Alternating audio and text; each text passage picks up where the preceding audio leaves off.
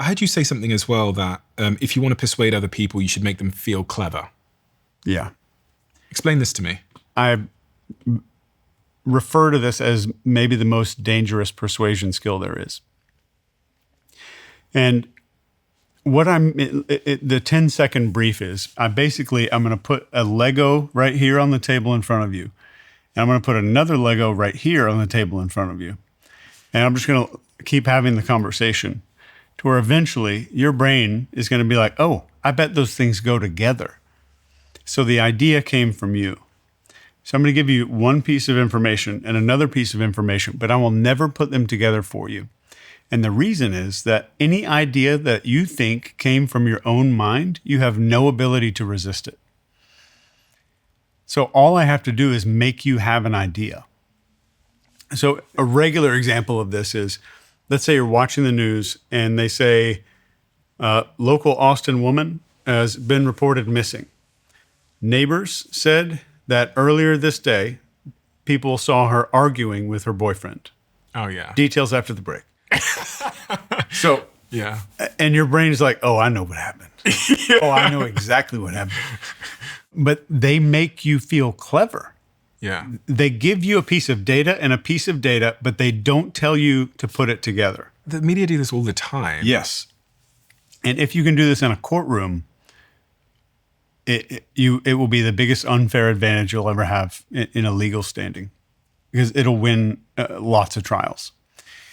The way that, like, if there's a formula on how to use this is, here's a piece of information here, and it's a piece of information that you will absolutely agree with, that makes sense to you, and another piece of information that makes sense to you. It has to be two things that make sense to your brain, because it's like you're not going to experiment with something that you're not familiar with.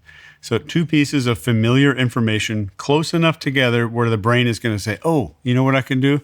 I'm going to put those two things together. Isn't this how conspiracy theories take hold as well? Oh, yeah. Because yeah. There's a big enduring conspiracy theory that someone like Bill Gates has done things that are nefarious as it relates to health. And they're like, I guess the two pieces people are connecting is they're saying, well, he's worked a lot. He's very rich and powerful. And he's very, very interested in health. Biotech. And vaccines and all these other things. And someone very, very, very, very powerful. We often think of, very powerful, successful, influential people as being somewhat like evil or not having our interests at heart. And then someone who's spending a lot of money on like health and medical side of things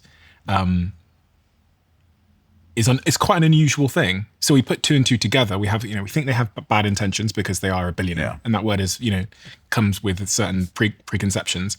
And then health, and then a pandemic happens. And I think people, this is how I think a lot of conspiracies rise. Name a movie from when you were a kid where the bad guy or where the super rich person in the movie wasn't the evil.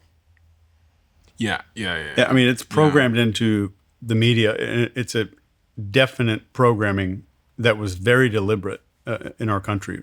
It's like always the rich people are evil. But then people will say, oh, well, Tony Stark was rich. They made him a sociopath. It's interesting because I think, I can make the case that at some point it's intentional, but at some point also it becomes such a clear stereotype that you have to follow that stereotype when you're like writing movies, or else it doesn't make sense to people. Yeah, and I'm not saying it was intentional within the last like 200, 300 years. We're talking about like the Brothers Grimm, ancient fairy tales. And I think it was intentional then, like having wealth is bad. There's virtue in poverty. That's the big thing they wanted to communicate to their kids. Poverty is virtuous. And of course, like we're still doing a lot of that stuff today.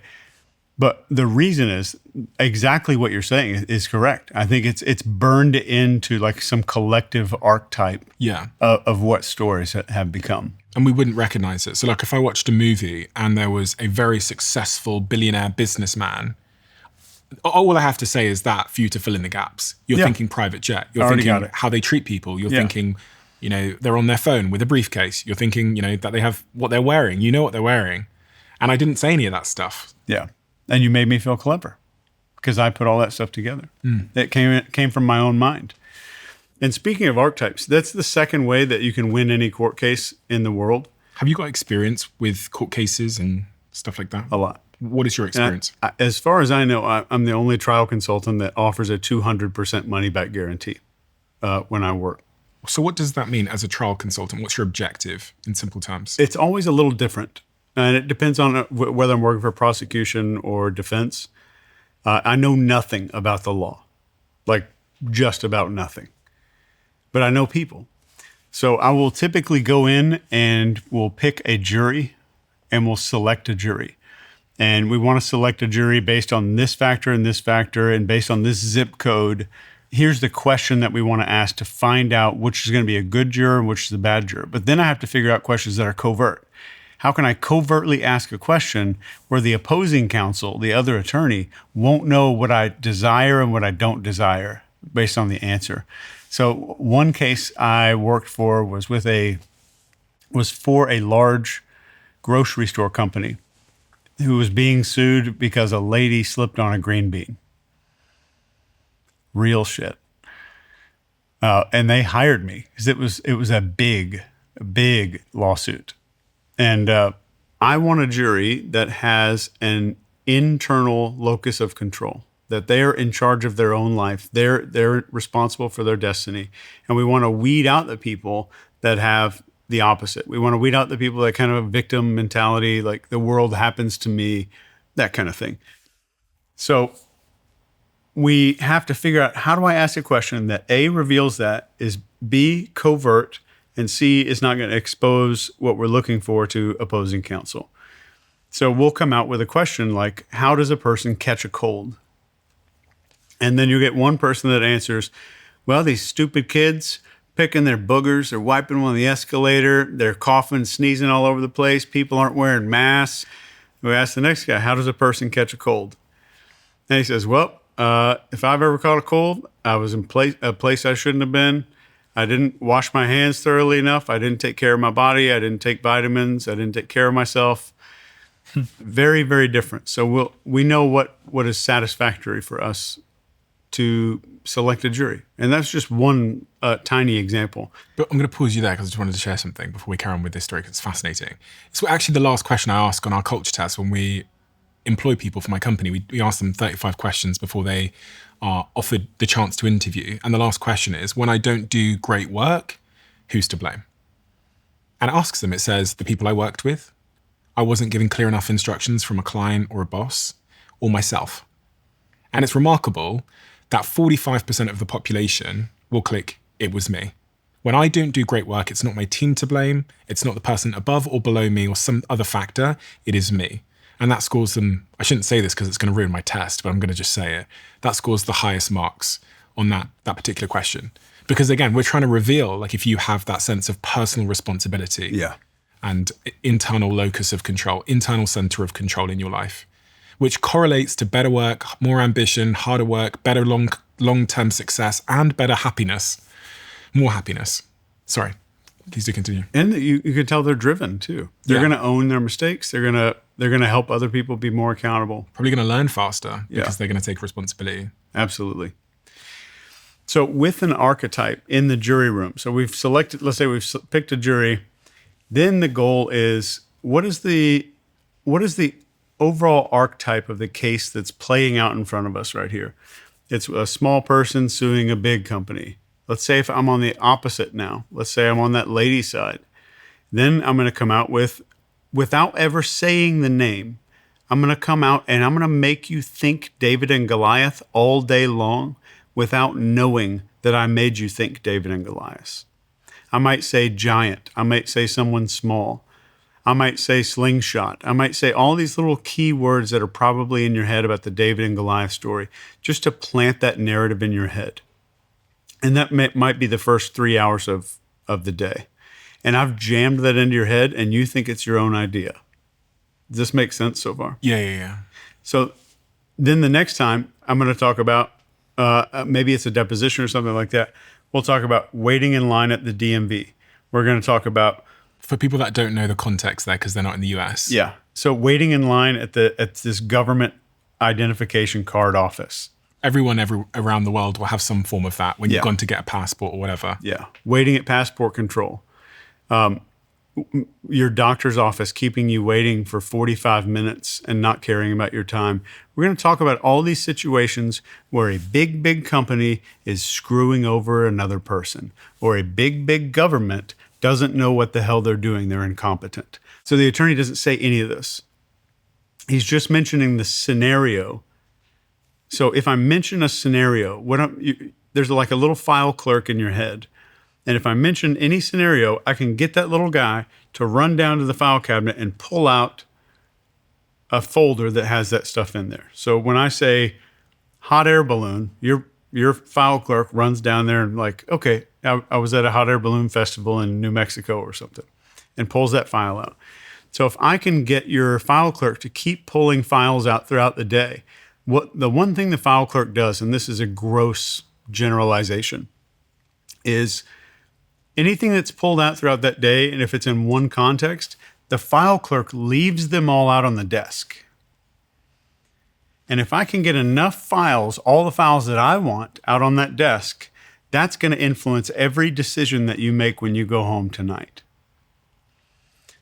So that's kind of the persuasion, except I'm putting it in there in the form of an archetype. And if I get you to think David and Goliath, I want you to think that this is the midpoint of that story, not the end. So if I just get you to think this is probably David and Goliath, this is the middle part of the story. This is when the little kid, the shepherd kid, is walking down the hill to challenge the giant.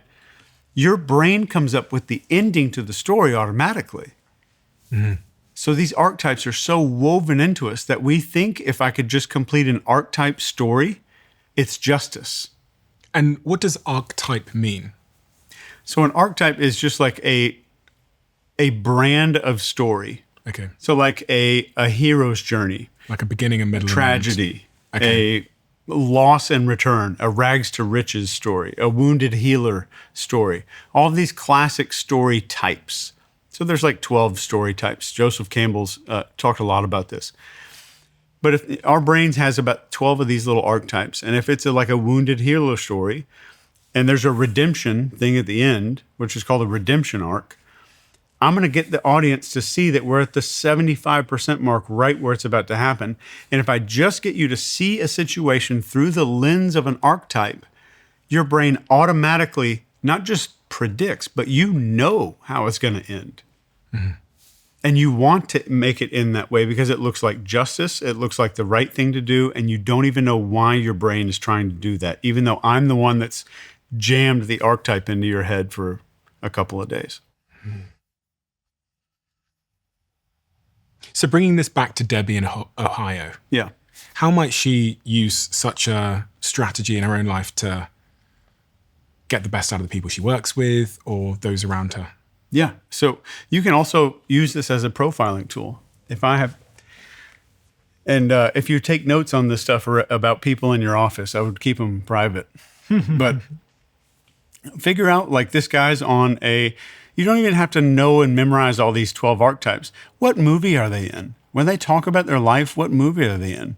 You have that one guy in the office that wants to go on crazy adventures and do stuff that nobody else has done. That's a Back to the Future archetype. You can make up your own archetypes. But if they're doing all of this and everything's going good, what's the next thing they're going to predict? They're going to have a problem coming up in their life. So I know how they're going to predict their future if I just know what story they're in. Andrew Bustamante, who's that CIA spy who I've had on the show a few times, told me about his RICE framework in espionage: reward, ideology, coercion, and ego. Reward being the things you want, like money; ideology being, doing this is good for your family, doing this is good for your country. The C being coercion, which is pressurizing people, and the E being ego. He said of all four of these, ideology, like understanding someone's ideology, is the most persuasive for when he was a spy. And the way that I've kind of conceptualized that and maybe built upon it a little bit, and I'm saying that because I don't want to be butchering his idea, is I think everybody has a hero's journey that they're on right now. And when you're meeting them to get them to, maybe come and work at your company or persuading them to do a deal, like the first great challenge is listening to them long enough for them to hand over their ideology to you so that you can speak to them, not through your own ideology and what you want, but you can talk through their ideology. And like, even with me, obviously, there's like a hero's journey in my mind. There's like a story All of us. that like is behind me, but also I want to be ahead of me. And if you can listen long enough to figure out what that is, you can tell me, okay, Steve, I'm going to sell you this Range Rover, and tell me the features of it or the benefits of it through Yes. the hero's journey that I want to live out. Yeah. Everyone listening right now has that. Like, you have a hero's journey that you're on. And the most persuasive thing I think anyone could do is not just give you money or whatever, is to let them know that the thing you're offering is going to realize that story. Or at least the next chapter. Okay. So we don't always want to sell a completion. We just want to say this is the logical next step of this story. Like, this guy did a bad thing. He needs to be punished. And what happens after the punishment? This is the learning the lesson and being redeemed arc. So we're not going to tell a jury or suggest to a jury that he's going to go learn a lesson and then come back. We're just going to suggest, like, what's this next thing that happens? So if somebody has this arc, if we figure out what is my journey, what archetype am I living right now, what type of story, then I can figure out how my brain is predicting the future. Because archetypes are so woven into our brains without language. So the language is not necessary for the archetype to exist. Mm-hmm. So if you know someone else's archetype, you can understand how they're going to predict their future and how they're going to make choices. And how do you get their archetype out of them? You're going to hear it. It's so funny. Like, you don't even need special questions. You ask them about their life, ask them where they're from, ask them to give me like this summary of like, what happened when you worked there at that company? Well, I did this and this and this, and nobody thanked me. It was a thankless job. The manager was a total asshole. So now you're starting to see an archetype. Like, the guy was in a tragedy there. The guy was a victim. And they want to be appreciated. Yeah, so now he's here at this brand new company for redemption. So now we're in a redemption story arc. That makes sense? Yeah, it makes perfect sense. So it just comes out naturally in everybody's speech. But the funny thing is, I've never seen it applied to courtrooms in the way that we do it. And it's just such a powerful tool. The number one thing that I specialize in is this thing called the time distance problem. This is what I wanted to solve throughout my entire career. So we have two axes, our vertical axes and horizontal axes. So this horizontal axis is the distance line. And the vertical axis going up and down is the time line. Okay, so we have time and we have distance. So distance is how far away from a behavioral norm can I get a person to go? Mm-hmm. So can I get Stephen to confess to a crime? Like, doing something that's going to send you to jail for 30 years is way outside of your behavioral norm. And for me to be able to do that in an interrogation room, I have to do some techniques. I have to do some crazy stuff. If I do it in sales, then I'm getting you to make a decision that you maybe otherwise wouldn't have. Maybe if I'm in timeshare sales or something like that. And at the end of the day, some people can get people far on the distance line, but it's going to take forever to do it. It's going to take maybe a year to make something happen. Of persuading them and trying to sell to them, etc. Yeah. And the last interrogations I did that were for a corporation in California, I had to do 45 interrogations in like 2 days. And I had maybe 25 minutes per interrogation. It's the least amount of time I've ever been given. And that was the time distance problem. So how do I layer on the techniques, the identity, the perception, context, and permission? How do I get that layered into a conversation as fast as possible so I can shift someone's behavior as fast as possible? So everything that you're looking at is typically a time distance problem. If you love the Diary of a CEO brand and you watch this channel, please do me a huge favor. Become part of the 15% of the viewers on this channel that have hit the subscribe button. It helps us tremendously, and the bigger the channel gets, the bigger the guests.